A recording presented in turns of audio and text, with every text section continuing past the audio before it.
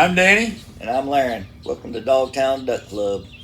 We got to give a big shout out. I think we have to because we're not high dollar hunters, and a lot of times we're looking for new places to go and maybe get together and pull some money and lease a little spot or get placed by permission. I got to give a shout out to my boy Brian for letting us hunt on his farm for several seasons because we couldn't find a good spot. We did a lot of public hunting, and Brian, his son Cam, and then Cam's buddies. There's a bunch of guys I coached in football. We had some good football seasons, by the way. And Tina and Hammer and Cook and all those guys that came out and hunted with us.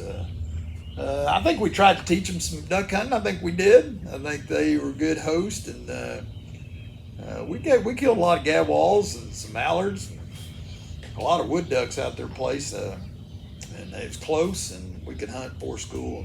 But big shout out to them. But this particular episode, we were hunting in a different spot that actually leased for farming, but it had a big pond on it. Yep. Thank you guys. Enjoyed hunting with you. We need to get back together real soon. So how to bust ice. Ice always becomes an issue. And we love it because it really concentrates the ducks. But there's a couple secrets on busting ice for those of you that haven't had the pleasure of doing it. And we'd love to hear your thoughts and how you might do it. But what we've become accustomed to is, just cut a big old circle. And sometimes that's with the boat. My experience is it's a real pain in the butt to do with the boat. A lot of times it's with the paddle or, our little floaters that we got. Get that hole cut, just walking around the edges, and then just start shoving that ice underneath. You don't want it chunky. No, it's hard. Better in big sheets so you can shove it underneath the It kind of sounds crazier, but the thicker it is, sometimes the better. Because when it's just that little slush ice, that's a pain in the butt. It is. But the ducks, when it's real froze up, that's why a lot of people end up going to the rivers to hunt, especially right here on the Arkansas River. And we do too. But when it's real froze up, you can bust you a hole. That open water is a magnet. Yep. And once you get that hole busted, you got to do what? You got to keep the water moving. Yep, this is my baby right here. I love this thing. Yeah, splashers. We love a good splasher, good jerk line, because they want to hear that water splashing, and they want to see it moving, and that's going to really bring them in. That's better than calling. I mean, there's been times we're busting ice, and we're out in the middle rebusting it, and ducks are landing. You guys gonna load or what? Yeah, get loaded. You're gonna get loaded. Yeah, you're gonna shoot these ducks because they're hearing the water splash and they're landing next to you. They want in so bad. But one of the most important things that we have not talked about is shooting time, and that's really an important piece of the puzzle. In this episode, you're going to get to hear a little back and forth of what time is it? What time is it? It gets asked a lot. What time is it? Because you see ducks coming in. And they're landing. Can't remember what time shooting time is. Because legally, shooting time is 30 minutes before sunrise at your exact location. And nowadays, they got apps and all kinds of things. Of course, back in the day, you just had to check the chart and check your time. And for whatever reason, we can't check it before it becomes an issue. Yeah, it's always like, wait a minute, I thought you checked. Did you check? Yeah. I didn't check. What time is it? And they're landing, especially if you got some eager beavers, some younger guys hunting with you, which we do in this episode. My son and son-in-law, and of course Chris is with us. And I hope you can hear the, in this episode, I hope you can hear the, I trusted you.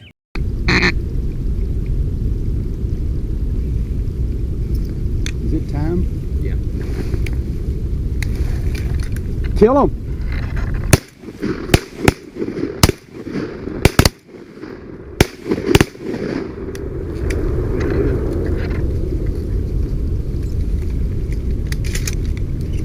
I'm trusting you. Yeah, it's 41. and my son tells me, "Oh yeah, this is what time it is," and I'm like, "Was that shooting time, or what are we doing here?" He did give us the time. He did give us the time, but we do. This is probably top 5 hunt as far as just hilarious because we'd actually already hit this spot once.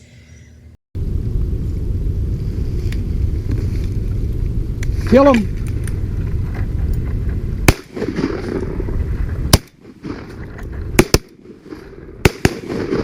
Nice. Good shooting. I couldn't see I him. know they got down. And pounded them pretty good. We had to break ice. They actually kept a corner of this pond open, which is another big thing. If the ducks have stayed in there enough to keep it open from freezing, Just go there. just go there. Go there. And so we go back the next day with a better plan. It was a little more open because of the wind. We didn't really even have to bust a lot of ice. And we hit it again, and we ended up killing a lot of ducks, and then actually hit it. Kill him.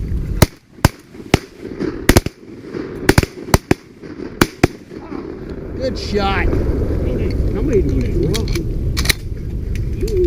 one on the That was on the ice. Not anymore. Fortunately, I'm not sure I hit squat. I dropped my first duck and then pulled up on a different one. Yeah, the first two ducks I pulled on, somebody smashed them. Sorry. No, that's. I think Cool, everybody. that was a big group. I'm gonna say another day, a couple more days. I mean, we hit it. Kill him.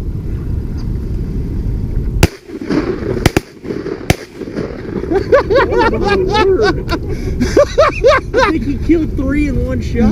Nobody's getting out today. We're being much more efficient with our shots today. I was waiting on somebody to yell. I sure hope that's on the video. I actually had to leave. It was the holidays coming. It was during semester exams. This hunt actually takes place before school.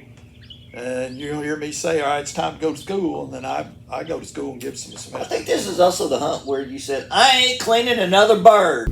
All right, I'm telling you boys right now, I'm not taking these ducks. I'm leaving the dang country in the morning. I've got enough dang gadwalls in my freezer. I've got a batch of jerky done. Y'all are taking I already have a birds. freezer full of ducks. We've been pounding them pretty good already that year. And, Were you getting on a plane again? It almost yeah, I seems think like we you were might have traveling. been- I think we were going on a mission trip. Yeah. So So tell us a little bit about this particular episode, how we're covered up. I got to mention before he starts, so we're not big into building blinds and all the ground blinds, and I know that those all work, but we told you early on, we kind of just keep it minimalist, and it's kind of a pain in the butt for me to drag all that stuff around. So props to you guys that do it. yeah. I'm sure it's a blast, but that ain't us. Another reason why we love timber hunting. If you can hug up on a tree and keep yourself covered up, and cover up your face if you need to, stay in the shadows, man, you got it made. And you can always move. You can always move. And timber hunting's awesome for that. But this is pretty big water we're hunting here, and so we had to get over in some brush. We did a good job. There was a lot of natural brush, and we hacked up some a little bit and kind of covered ourselves up and stayed in the shadows. And that was a big deal. And don't move. Can't be moving. Can't everybody be looking around. Don't Looking around. move, don't move, don't move. You're going to hear us whistle a lot. Whistling meaning there's a group working us. And that just lets each other know, hey, what are y'all looking? Because we're kind of spread out a little bit because we weren't sure how they were going to land. Kill him. A little bit far.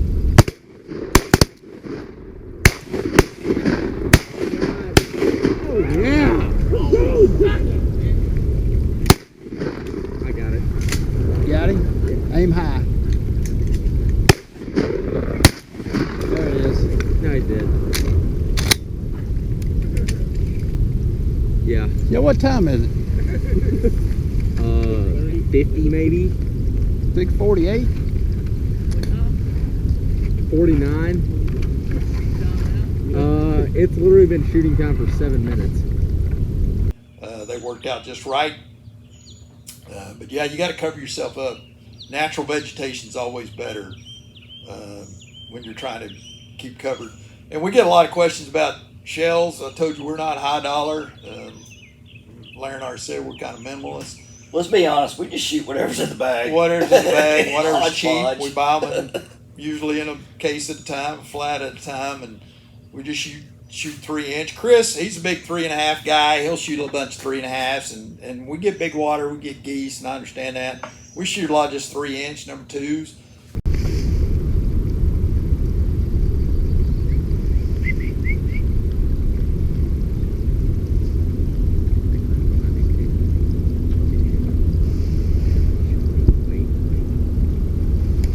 Kill him.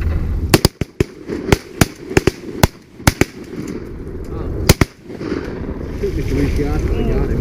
My gun. Your gun didn't fire? No. What the heck? We get in the timber, we shoot a lot of cheap 2 3/4. Yep. I mean, they're close enough, it ain't gonna matter. If you can hit them, you can hit them, and those 2 3/4 are good enough. And but we just buy whatever's cheap and going, and there's no big brand that just, suits our fancy more than others, and whatever's at the local store and whatever's on sale. So We appreciate y'all joining us. Hit the subscribe button. Take care. Go ahead, Duck.